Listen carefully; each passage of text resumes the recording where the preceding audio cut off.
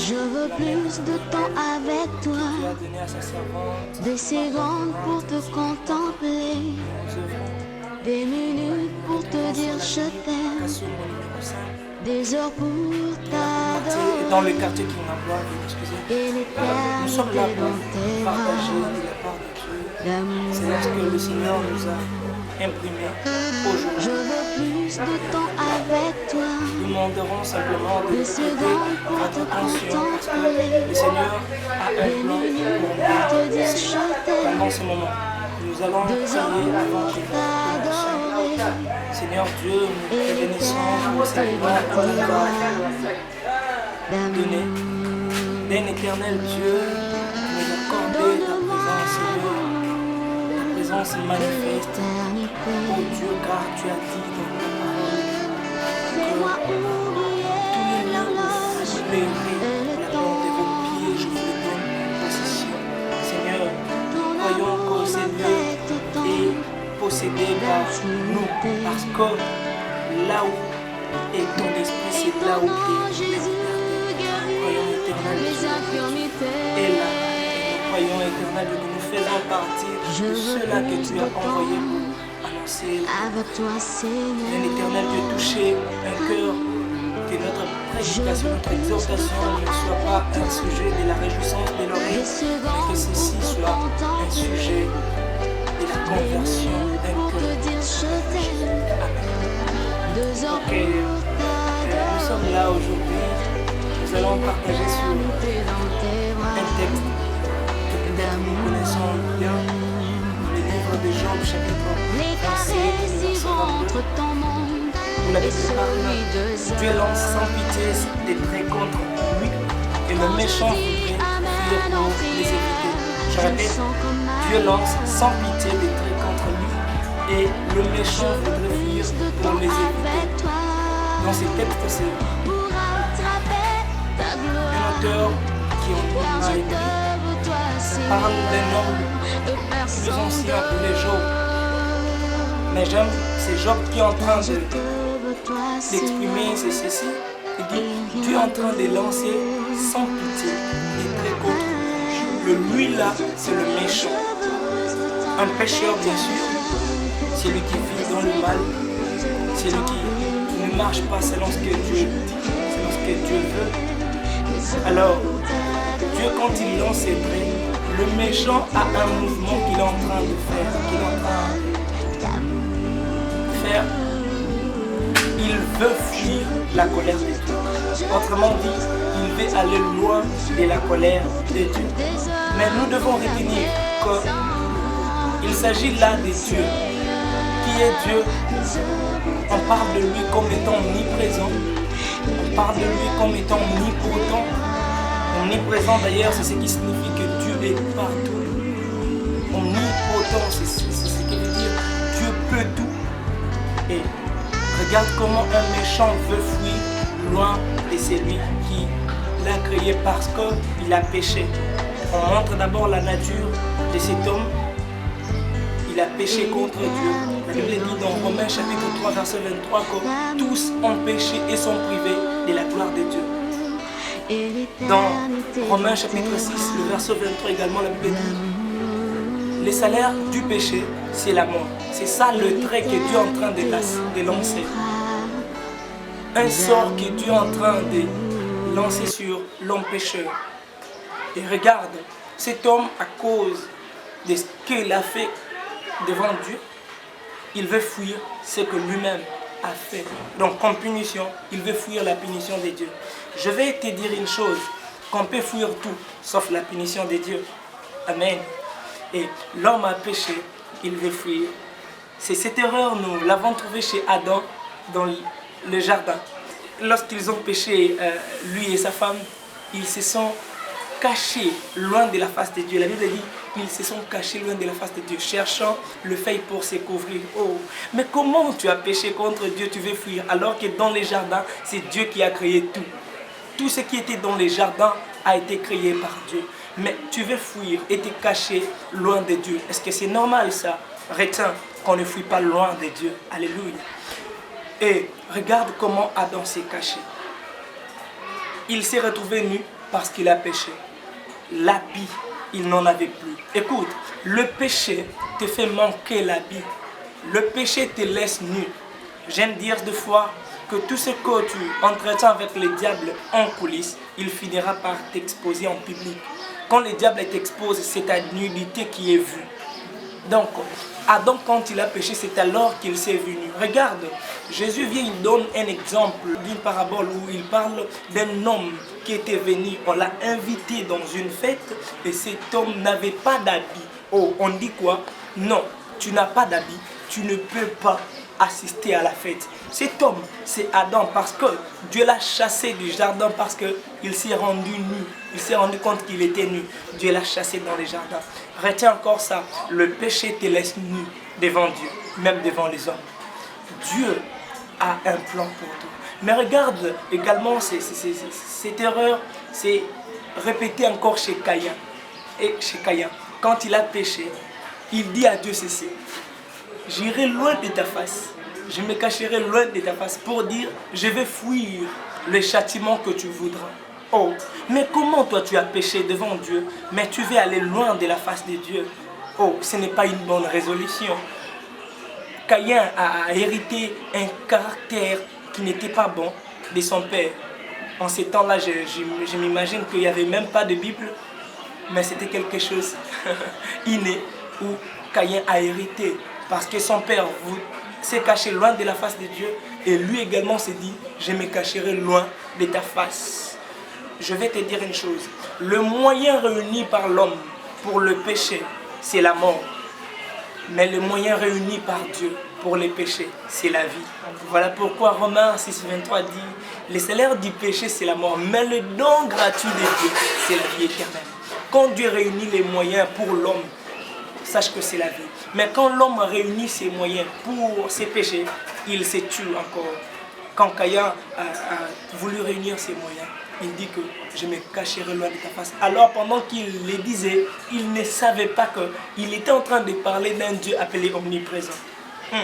Mais comment on peut se cacher près d'un Dieu appelé omniprésent? Et deuxième des choses, dans le péché d'Adam, c'est que Adam s'est retrouvé nu. Au-delà de se cacher, mais il s'est retrouvé nu. Pourquoi s'est retrouvé nu? Parce qu'il n'avait plus de protection. Quand on n'a plus Dieu, on n'a plus de protection. L'homme, quoi que tu fasses, quand tu n'as pas Dieu, tu n'as plus de protection. Et quand Dieu commence à lancer ses traits, donc ses jugements, sache que tu n'échapperas pas à un jugement de Dieu. Tu n'échapperas pas. Pourquoi? Parce que tu n'as pas une protection. J'ai souvent dit, si tu as un problème avec le diable, Dieu sera là pour toi. Mais imaginons-nous, si on a un problème avec Dieu, qui sera là pour nous? Qui pourra intercéder pour nous? Parce qu'on a un problème avec un Dieu éternel. Notre péché devant un Dieu éternel devient éternel. Et il faut simplement un sacrifice éternel pour expier éternellement ses péchés devant Dieu. Mais qui est ce sacrifice éternel? L'homme, tellement ignorant, il veut chercher ses propres moyens pour fuir la colère de Dieu. Mais nous sommes dans le livre de Matthieu, chapitre 3, le verset 7. Qu'est-ce que la Bible dit? Le Sadducéen, le pharisien, virent se faire baptiser chez Jean. Jean était là en train de baptiser les gens. Ces gens-là, les Sadducéens, quand ils virent, Jean leur dit, qui vous a appris à fuir la colère de Dieu? Mais demandons-nous, ces gens étaient en train de venir pour qu'ils soient baptisés. Ils étaient normalement des pécheurs, mais ils viennent pour être baptisés. Jean leur dit, qui vous a appris à fuir la colère de Dieu? Qui était Jean? Jean est un envoyé de Dieu, selon ce que la Bible dit. Il est la voix de celui qui crie dans les déserts. Un envoyé est traduit littéral, et la traduction littérale du mot ange. Autrement dit, représentant. Donc, Jean avait une partie humaine que nous voyons comme étant tout autre homme, mais une partie spirituelle, c'était que Jean était le représentant de Dieu sur terre. Quand ces gens venaient chez Jean, Ils venaient pour se faire baptiser, mais Jean leur dit, qui vous a dit? Posons-nous la question, comment on peut fuir la colère de Dieu en venant? Jean donne déjà une piste de solution. Les gens viennent pour être baptisés. Le baptême de Jean consistait à la rémission du péché. Donc, on s'y répand, on avoue le péché, on s'est fait baptiser. Donc, on abandonne pour suivre un autre chemin. Mais pendant que ces gens venaient, c'est là que Jean leur dit, qui vous a appris à fuir la colère de Dieu. Une piste de solution que nous donne Jean, c'est que pour fuir la colère de Dieu, il ne faut pas aller loin de sa face. Fuir la colère de Dieu, il faut venir près de lui. Le Fils unique ne savait pas qu'en allant loin, c'est là que s'est caché son malheur. Mais en retournant, c'est là que s'est caché son bonheur. Écoute, Dieu ne te veut pas loin de lui. Dieu te veut près de lui. Plus tu viens près de lui, quel que soit ton péché, quel que soit ce que tu fais, mais Dieu te veut près de lui. C'est là que se trouve la solution. La meilleure manière de fuir la colère de Dieu n'est pas d'aller loin de sa face, mais c'est de venir tout près de lui. C'est de venir tout près de lui. J'aime quand Dieu, à chaque fois que les Israélites péchaient, à chaque fois que les enfants d'Israël trébuchaient, abandonnés, transgressés contre Dieu, Dieu leur disait toujours comme piste de solution, revenez à moi et moi je reviendrai vers vous. Ce que Dieu veut pour toi, ce n'est pas que tu ailles loin de lui. On a aujourd'hui ces genres de personnes, quand ils ont péché, ils trouvent des excuses en allant loin. Des fois même, ils sont là, ils commencent à fuir le frère, à se cacher quand ils voient le frère. Ah, dites-le que je ne suis pas là. Dites-le que je ne suis pas là. Pourquoi? Parce qu'il sait qu'il a une culpabilité, ou elle a une culpabilité qui le dérange. Parce qu'il s'est masturbé, excusez-moi pour le terme, et quand tu le vois, un frère, une soeur, ils se sentent déjà culpabilisés, ou elles se sentent déjà culpabilisées. Quand il a ou elle a commis l'impudicité, il se cache. Pourquoi? Parce qu'il a péché. Non, Dieu ne te veut pas que tu caches ton péché. Quand tu traites avec le diable quelque chose en coulisses, sache qu'il t'exposera en public. J'aime quand la Bible dit que si nous confessons nos péchés, cela veut dire mettre à vue nos péchés devant Dieu. Il est juste et fidèle pour nous pardonner. La seule solution pour toi de fuir la colère de Dieu n'est pas de faire comme Adam, mais c'est de venir tout près de lui comme le fils prodigue. Quand il a péché, il revient, il dit à son père, oh Père, prends-moi même comme un serviteur, prends-moi comme un esclave. Mieux vaut venir que fuir loin, parce que fuir loin, c'est aller encore plus dans le jugement. Parce que le trait de Dieu atteindra tout méchant, le trait de Dieu atteindra tout pécheur, le trait de Dieu atteindra tout celui qui vit dans le péché. Mais le Seigneur veut te sauver. Le Seigneur ne te veut pas dans cette vie de l'impudicité. Le Seigneur ne te veut pas dans cette vie de l'ivrognerie. Le Seigneur ne te veut pas dans cette vie de banditisme. Le Seigneur ne te veut pas dans cette vie de koulouna. Le Seigneur ne te veut pas dans ça. Le Seigneur t'attend. Le Seigneur ne te veut pas dans cette vie de pédophilie. Le Seigneur ne te veut pas dans cette vie de lesbianisme. Non, le Seigneur t'attend près de lui. Il y a même des courants aujourd'hui, toi qui me suis, il y a même des courants aujourd'hui qui attestent qu'il est vrai que les femmes peuvent se marier. Il y a même des courants aujourd'hui qui se disent qu'il est vrai qu'entre hommes, ils peuvent se marier, ils peuvent sortir ensemble. C'est une abomination. C'est une abomination. Le Seigneur ne te veut pas aller loin de lui. Le Seigneur te veut près de lui. Si tu reviens, le Seigneur aussi reviendra. J'aime les mouvements qui est en train de s'effectuer entre le fils prodigue et son père. Pendant que le fils prodigue est en train de trouver une résolution pour retourner vers son père, le père également était là, à la porte. Alléluia. Le père était là à la porte. Il attendait son fils.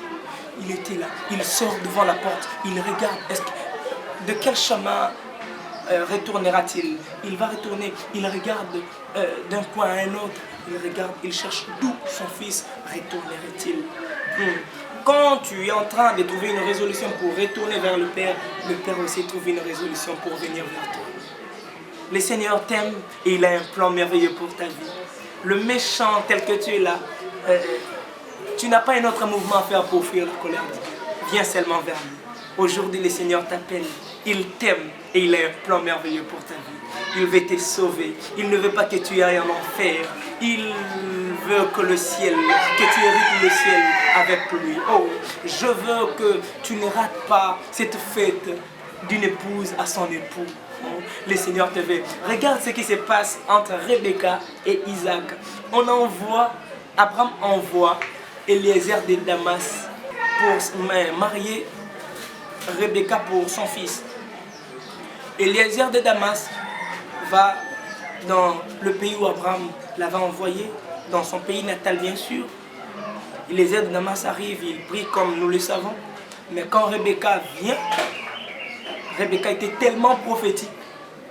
Il ne savait pas que Eliezer de Damas avait fait une prière que la femme que je demanderai de l'eau qui me donnera et qui fera boire aussi à ce troupeau, cette femme sera la femme de mon maître.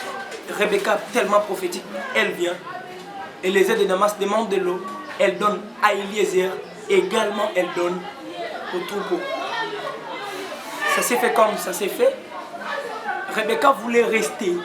Excusez, la famille de Rebecca voulait encore la prendre pour lui dire reste un peu, un temps, pour que tu aies des formations sur là où tu iras. Mais j'aime la réponse de Rebecca, il dit je veux aller voir mon mari. Également, Eliezer de Damas était là, resté en train d'attendre Rebecca. Jusque-là, le Saint-Esprit est ici pour t'attendre. Rebecca, si tu restes, tu vois seulement que j'aime mon pays, j'aime ce que je vois, j'aime le mari là, ou le concubin là qui me donne 2 fois l'argent. Ce n'est que la futilité. Il y a à manger et à boire chez Isaac. Isaac attend. Regarde encore ces mouvements là où Rebecca est en train de rencontrer Isaac. Rebecca rencontre Isaac dans les champs. C'est là où l'église rencontrera l'époux dans les airs. Isaac ne se rencontrera pas avec Rebecca chez Abraham. Kuna nakati. Isaac, beaucoup d'anana Isaac nakatite. Isaac sera dans les airs. Isaac sera dans les champs. C'est là où Christ te veut. Christ ne te veut pas que tu restes ici sur la terre. Christ ne te veut pas que tu restes dans le pays, dans ton pays natal, ou le monde où tu es. Parce que si nous voyons là où Rebecca était, Rebecca avait des relations, Rebecca avait un père, Rebecca pouvait avoir, elle pouvait faire de petits commerces.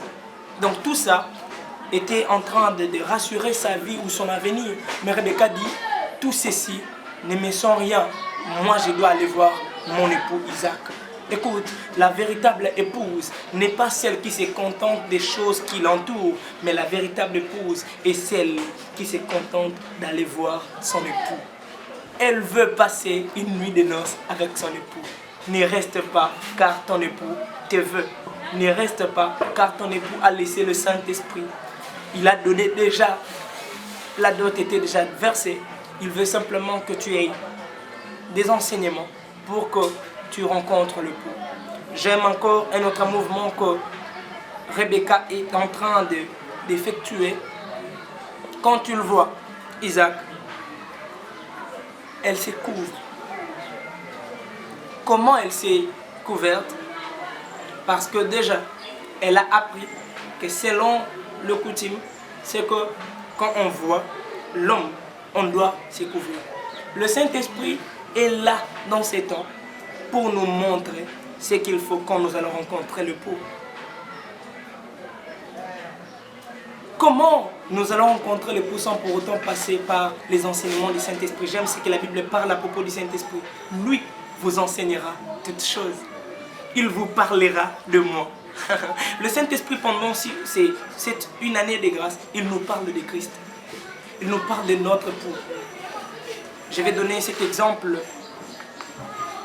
Si on t'a promis 1 milliard le vendredi et qu'on est le lundi, même si tu dormais en famille le mardi, même si tu dormais en famille le mercredi, tu ne seras jamais dans le pleurniche. Mais tu seras motivé par une promesse qui t'attend le vendredi. Parce que tu sais que le vendredi là sera la fin de mes souffrances, sera la fin de mes pleurs, sera la fin. Et regarde encore, toi l'épouse aujourd'hui, tu t'es contente sur ce qui t'entoure, Des fois tu pleures parce que tu manques l'habit. Des fois tu pleures parce que tu manques la poudre. Des fois tu pleures parce que le mari t'a quitté. Des fois tu pleures. Tu veux même aller chez les féticheurs seulement pour retenir le mari. Tu veux même aller chez les mandones seulement pour retenir, je ne sais pas, seulement pour avoir tout ce que tu as. Non, une véritable épouse, même si elle manque quelque chose, là, elle se contente d'une promesse. Il y a une promesse qui nous attend, c'est que nous porterons un corps incorruptible. Aujourd'hui, on a un corps corruptible. C'est comme notre 1 milliard qui nous attend. Même si aujourd'hui on dort en famille, ce n'est pas un problème. Je sais que 1 milliard m'attend.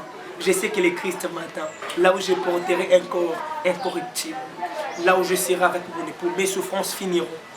J'aime une chanson qui dit « La fin de mes souffrances, parce que en Jésus je suis sauvé. » Ce que je veux, ce n'est pas que je te fasse perdre de l'enfer, mais c'est que tu aimes ton mari.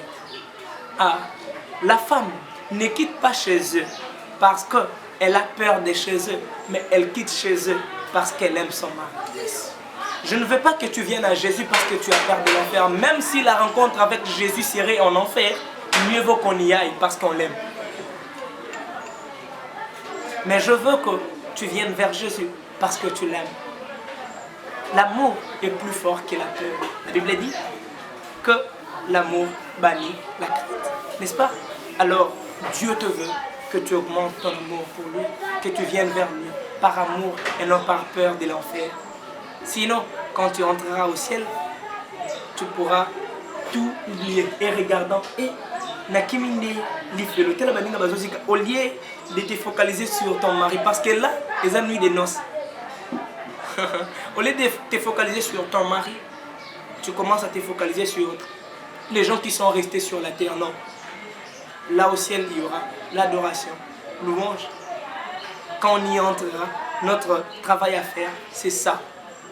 Mais ceux qui y entrent par peur de l'enfer, quand ils y entreront, ils oublieront que nous avons un travail à faire avec le mari. Ils commenceront à regarder ceux qui sont restés. Le Seigneur te veut venir vers lui, non par peur de l'enfer, mais par amour pour lui. Rebecca, le Seigneur te veut. Rebecca, Isaac t'attend. Ne tarde pas, viens vers lui, parce qu'il te veut avec lui. Que le Seigneur des cieux nous bénisse pendant ce moment. Et nous allons prier. Cette exhortation concerne deux catégories de personnes, bien sûr. La catégorie d'abord de méchants, ceux-là qui n'ont pas reçu Jésus. Ceux-là qui ne marchent pas selon la voie de Dieu. Ceux-là qui trouvent des versets bibliques pour appuyer leurs péchés. Ça m'a fait tellement peur et mal qu'il y a de certains courants qui prennent des passages bibliques pour dire que regarde, Jésus et Jean étaient des homosexuels, alors nous aussi nous pouvons le faire. Qui trouvent des passages bibliques et en tordront les sens afin d'appuyer leurs péchés. Non, cette prédication te concerne. Tout ce que tu peux faire pour fuir la colère de Dieu t'amènera la mort. Mais viens vers Dieu. Parce que lui-même a déjà créé tous les moyens pour t'épargner de sa colère, pour t'épargner des traits qu'il est en train de lancer.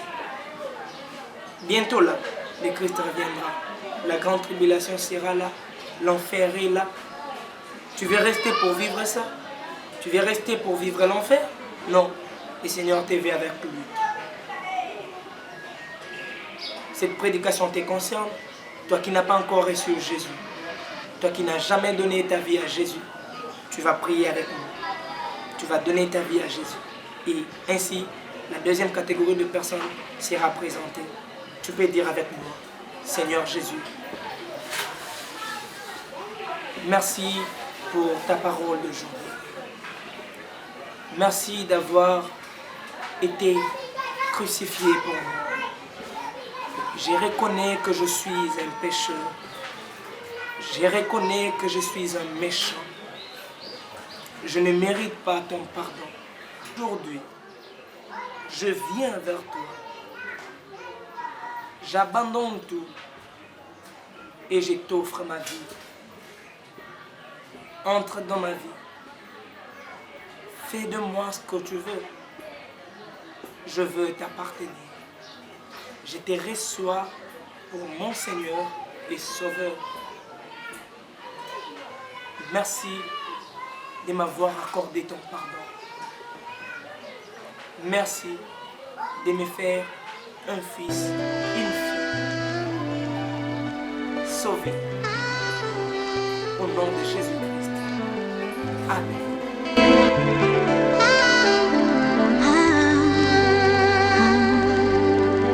Je veux plus de temps avec toi.